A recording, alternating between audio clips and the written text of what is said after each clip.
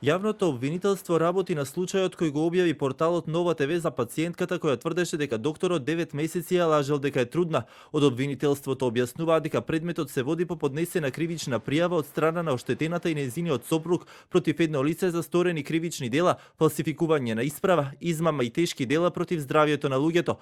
Во дописот наведуваат: надлежен јавен обвинител ги прибави сите материјални докази, медицинската документација.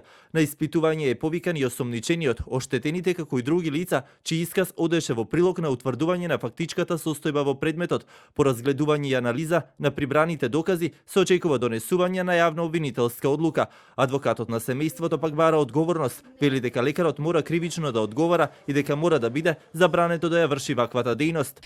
Докторот имал предходно спремни ехоснимки кои им ги презентирал на двајцата сопружници при текот на прегледите. Им пуштал срцева акција да слушаат на детето.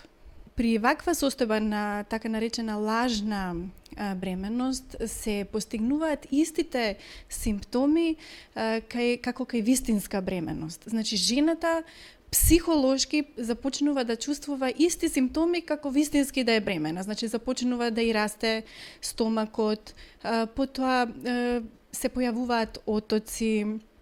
Значи буквално истите симптоми како кај вистинска бременост.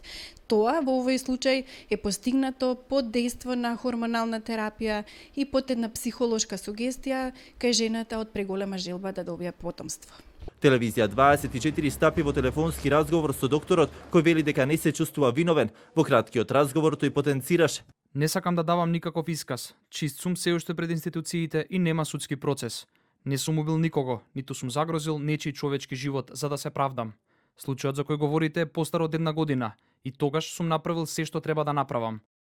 Не се кријам, се уште сум тука каде што сум, а и ништо се уште не е докажано за да бидам представен на овој начин. Ова повеќе наликува на чаршиски муабети. Тамо кај што треба да доставам докази, сум доставил.